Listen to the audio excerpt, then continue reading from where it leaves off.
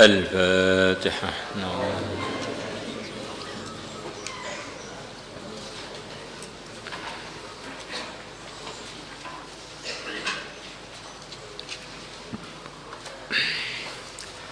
بسم الله الرحمن الرحيم. وعن أبي سعيد الخدري رضي الله عنه 694 Anin Nabi dari Nabi sallallahu alaihi wasallam. Qal, beliau bersabda, Man shoma Ramadan, barang siapa puasa Ramadan, wa arafa hududahu, dan dia mengetahui batasan-batasannya puasa Ramadan, apa yang seharusnya dikerjakan, yang seharusnya ditinggalkan. Kesimpulannya, melaksanakan Ramadan dengan takwa. Wa tahaffadha, dan dia usaha menjaga ma perkara yang bagi lahu ayyatahaffadha, yang sepantasnya baginya untuk dia usaha menjaganya. Ramadan dengan ketakwaan, tahu batasan-batasannya dan menjaga yang seharusnya dijaga. Kafara ma qablahu, maka puasa Ramadan dia akan mengampuni dosa-dosa yang sebelumnya Ramadan. Bagi orang yang beriman, perkara yang sangat serius, dan itulah yang paling serius, adalah kalau orang punya masalah dengan Tuhannya. Masalah dengan Tuhan itu namanya dosa. Maka bagi orang iman yang ingin selamat, mestinya sepakat, bagaimana saya mendapatkan solusi, jalan keluar dari masalah terbesar saya ini, yaitu saya bermasalah dengan Tuhan saya. Maka Allah yang Arhamur Rahimin, yang Maha Penyayang, telah mengirimkan utusannya yang terbaik kepada umat yang terbaik untuk menyampaikan pada kita di antara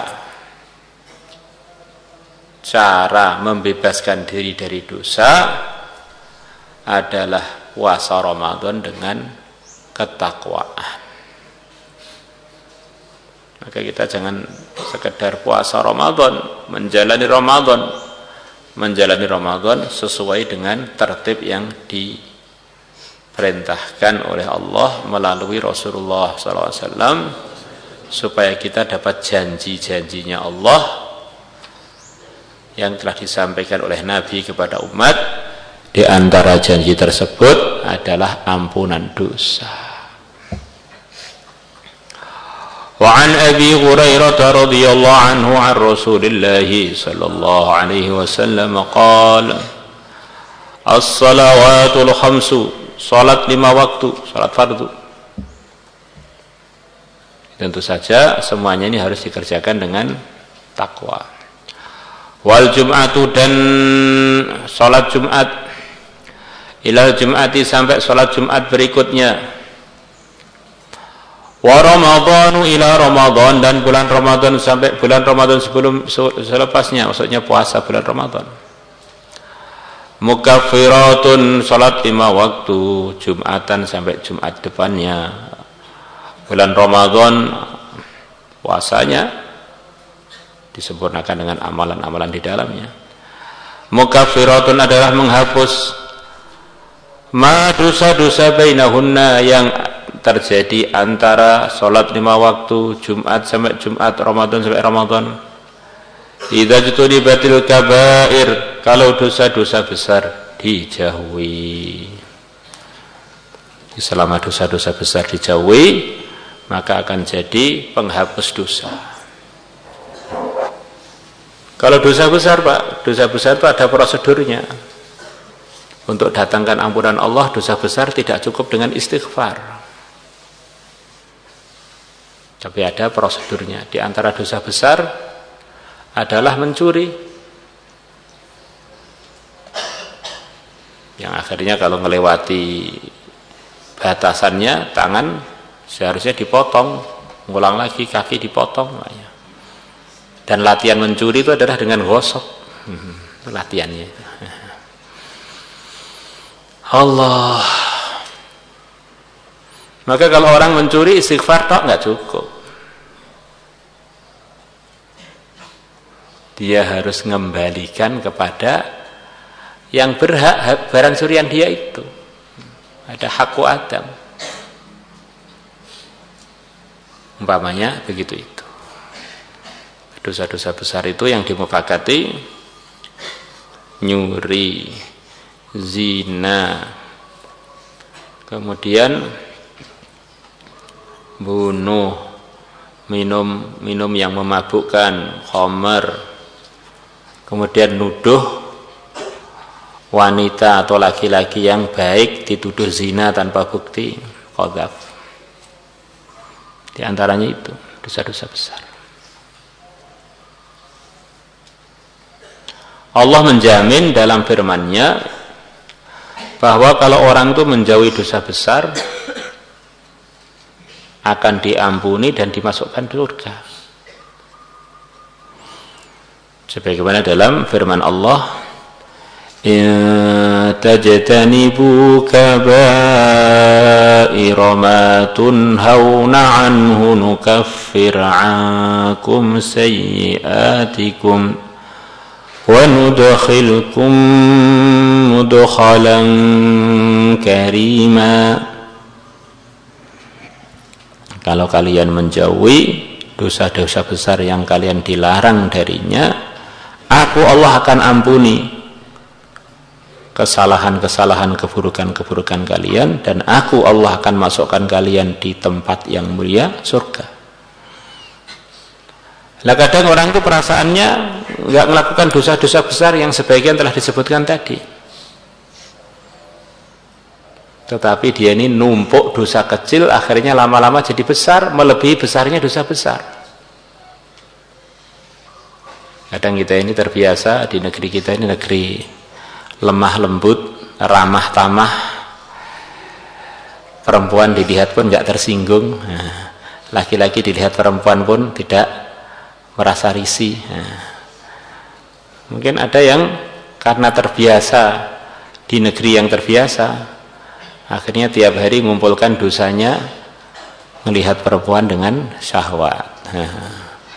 Kumpulkan, akhirnya numpuk sak gunung jadi dosa besar. Akhirnya tidak mendapatkan janji Allah tadi. Kita ini harus hati-hati. Wa an Amr bin Murrah al-Juhani radhiyallahu anhu qala jaa telah datang rajulun, seorang laki-laki, min Qudha'ah, dari kabilah Qudha'ah, ila Rasulillah, kepada Rasulullah sallallahu alaihi wasallam. Faqala, kana dia mengatakan kepada Nabi, ini sesungguhnya aku syahidu, aku telah bersaksi, an bahwasanya la ilaha, tidak ada Tuhan yang hak disembah illallah, melainkan Allah.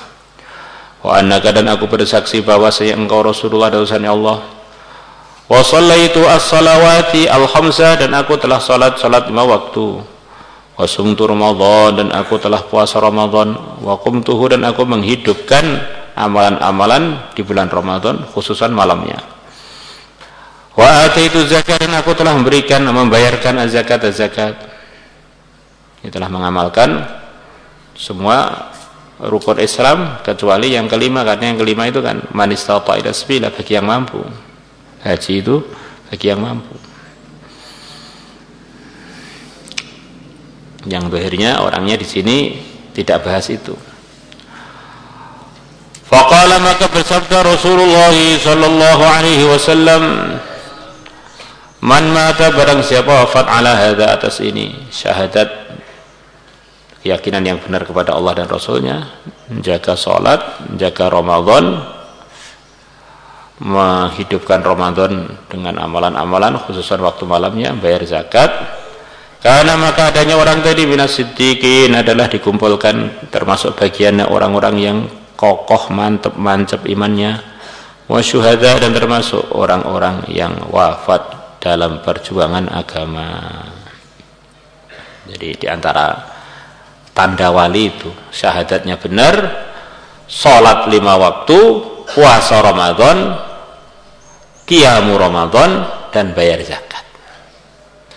Maka kalau ada orang di daerah kita terkenal wali tapi nggak pernah kelihatan puasa ataupun sholat 5 waktu, dan dia tidak ada uzur, badannya sehat-sehat mawon, ya itu nggak usah dianggap wali, itu orang sakit. Nah, itu aja. Kalau kita nyesatkan orang kan nanti ada urusannya dengan pengikut-pengikutnya. Orang sakit, namanya orang sakit tuh ya nggak usah digubris, apalagi jadikan panutan. Kita ini hidupnya harus jelas, panutan kita adalah yang mulia Nabi besar Muhammad sallallahu alaihi wasallam melalui pemahamannya para sahabat-sahabat beliau. Maka kalau ada orang dikatakan oleh orang daerahnya, orang daerah kita sehebat apapun, tapi dia keluar dari syariat, ini tidak hebat. Ini orang ini bukan layak untuk dikagumi, tapi layak untuk dikasihani. Nah, kadang-kadang Allah itu memberikan ujian orang-orang yang nggak sholat, nggak puasa itu kadang-kadang punya semacam keramat, padahal itu adalah tambahan ujian bagi orang yang melihatnya, kagumnya itu dengan agama, apa kagumnya dengan kehebatan-kehebatan yang secara agama nggak ada hebatnya. Maka ada seorang santri tanya pada gurunya, kebetulan itu di Al-Fatah, itu ada sekian banyak hadis yang kesimpulannya bahwa Islam itu adalah menang, Islam itu adalah sukses, Islam itu adalah untung. Tapi kenapa sekarang negara yang maju itu kok bukan negara Islam, yang negara adidaya bukan negara Islam, negara yang disiplin tertib bukan negara Islam? Maka gurunya jawab itu dengan jawaban yang seharusnya jawaban memang begitu itu. Yang bertanya ini imannya itu ada masalah. Bagi orang iman, sehebat apapun apa yang di dunia ini, yang itu tidak ada datangkan ridhonya Allah, tidak ikut Rasulullah, tidak ada pahalanya, itu sama sekali nggak perlu dikagumi, itu semuanya jurusan neraka. Nah, maka sebagai seorang pelajar agama bertanya begitu, itu berarti ini kagum pada perkara yang secara agama itu semuanya adalah kegagalan dan jalan pasti menuju neraka. Orang diberi nikmat oleh Allah, diberi kekayaan, nggak iman kepada Allah, digunakan untuk dihabiskan di dunia saja tanpa mengenal pencipta dunia, diberi amanah harta, diberi amanah kekayaan hanya untuk foya-foya, untuk bangun dunia. Ini hamba pengkhianat tinggal dijadikan bahan bakarnya api neraka, kok dikagumi, itu gimana? Ada orang tertib, ada rombongan itu tertib banget, jalannya serentak,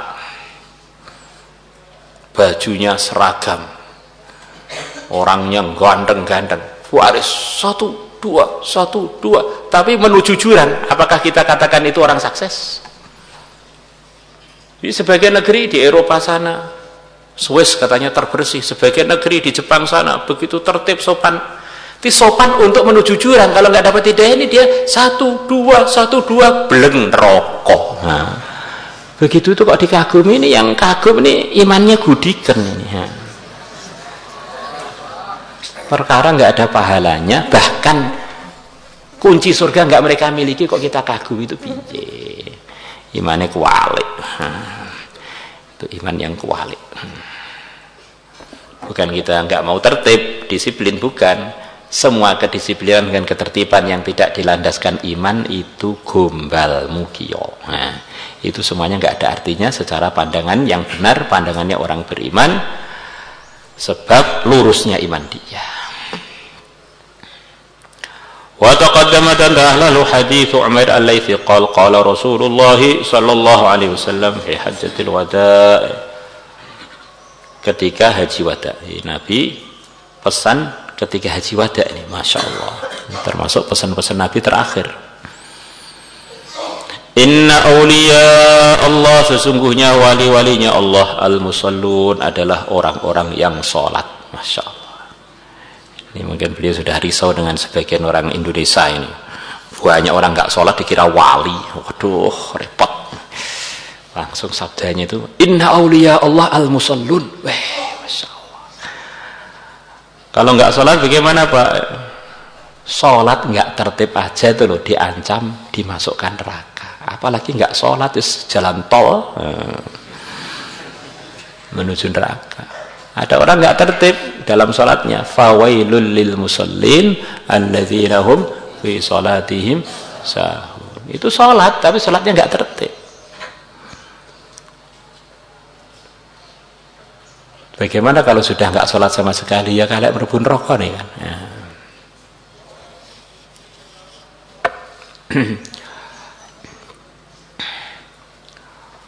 Waman yuqimus shalah, dan orang yang waman yuqimus salawatillahil kham, waman yuqimus salawatil khamsah, dan orang yang menegakkan salat 5 waktu. Allazi katabahunallah, allati katabahunallah, yang Allah telah mengfardukannya. Wa yasumu Ramadan, dan dia puasa Ramadan. Wa yahtasibu shaumahu, dan dia mengharapkan pahala dari puasa dia. Wa innamal likulli imri'in ma nawa, sabda Nabi, orang itu akan mendapatkan apa yang dia niatkan. Maka hati-hatinya sebagian ulama, orang amal kok nggak ada niatnya, kok mau dapat pahala dari mana wong dia amal nggak ada niat. Maka orang puasa tidak meniatkan untuk dapat anugerah itu, dikhawatirkan puasanya tadi nggak dapat anugerah itu karena dia nggak dapat niat apa-apa. Maka diulang-ulang, nggak tahu berapa kali ulangan oleh Nabi, bahwa di antara adabnya orang puasa adalah ihtisab, mengharapkan janji Allah dari puasa itu. Karena Allah berjanji, maknanya wahai hambaku, carilah janji saya ini, saya akan menepati. Innallaha la yukhliful mi'ad, Allah selalu menepati janjinya. Wa yu'ti zakah, dan dia membayarkan zakat. La ilaha illallah.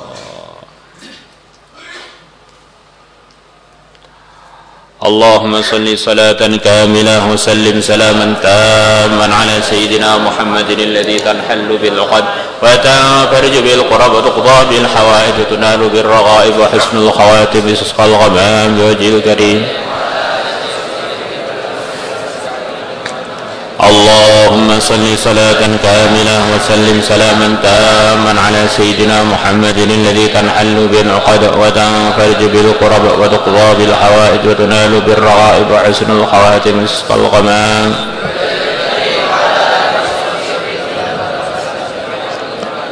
اللهم صل صلاة كاملة وسلم سلاما تاما على سيدنا محمد الذي تنحل بالعقد وتنفرج بالقرب وتقضى بالحوائج وتنال بالرغائب وحسن الخواتم وتسقى الغمام بوجه الكريم. اللهم صل صلاة كاملة وسلم سلاما تاما على سيدنا محمد الذي تنحل بالعقد وتنفرج بالقرب وتقضى بالحوائج وتنال بالرغائب وحسن الخواتم وتسقى الغمام. اللهم صل على سيدنا محمد الفاتح لما أغلق والخاتم لما سبق ناصر الحق بالحق والهادي إلى صراطك المستقيم وعلى آله حق قدره ومقداره العظيم. اللهم صل على سيدنا محمد الفاتح لما أغلق والخاتم لما سبق ناصر الحق بالحق والهادي إلى صراطك المستقيم وعلى آله حق قدره ومقداره العظيم. اللهم صل على سيدنا محمد الفاتح لما أغلق والخاتم لما سبق ناصر الحق بالحق والهادي إلى صراطك المستقيم وعلى آله حق قدره ومقداره العظيم. اللهم صل على سيدنا محمد الفاتح لما أغلق والخاتم لما سبق ناصر الحق بالحق والهادي إلى صراطك المستقيم وعلى آله حق قدره ومقداره العظيم. اللهم صل على سيدنا محمد الفاتح لما أغلق والخاتم لما سبق ناصر الحق بالحق والهادي إلى صراطك المستقيم وعلى آله حق قدره اللهم صل على سيدنا محمد وعلى آل سيدنا محمد في كل لمحة ونفس بعدد كل معلوم لك. اللهم صل على سيدنا محمد وعلى آل سيدنا محمد في كل لمحة ونفس بعدد كل معلوم لك. اللهم صل على سيدنا محمد وعلى آل سيدنا محمد في كل لمحة ونفس. الصلاة والسلام عليك يا سيدي يا رسول الله. الصلاة والسلام عليك يا سيدي يا رسول الله. الصلاة والسلام عليك يا سيدي يا رسول الله. اللهم صل على سيدنا محمد وعلى آل سيدنا محمد كما صليت على سيدنا إبراهيم وعلى آل سيدنا إبراهيم وبارك على سيدنا محمد وعلى آل سيدنا محمد كما باركت على سيدنا إبراهيم وعلى آل سيدنا إبراهيم في العالمين إنك حميد مجيد. اللهم صل على سيدنا محمد وعلى آل سيدنا محمد كما صليت على سيدنا إبراهيم وعلى آل سيدنا إبراهيم وبارك على سيدنا محمد وعلى آل سيدنا محمد كما باركت على سيدنا إبراهيم وعلى آل سيدنا إبراهيم في العالمين إنك حميد مجيد. اللهم صل على سيدنا محمد وعلى آل سيدنا محمد كما صليت على سيدنا إبراهيم وعلى آل سيدنا إبراهيم وبارك على سيدنا محمد وعلى آل سيدنا محمد كما باركت على سيدنا إبراهيم وعلى آل سيدنا إبراهيم في العالمين. مولاي صل وسلم دائما أبدا على حبيبك خير الخلق كلهم. هو الحبيب الذي ترجى شفاعته لكل هول من الأهوال مقتحم. يا ربي بالمصطفى بلغ مقاصدنا اغفر لنا ما مضى يا واسع الكرم يا أرحم الراحمين يا أرحم الراحمين يا أرحم الراحمين فرج على المسلمين. يا عالم السر منا لا تهتك الستر عنا وعافنا واعف عنا وكلنا حيث كنا نرد بك الأعداء من كل وجهة وبالإثم نرميهم من البعد بالشتات فأنت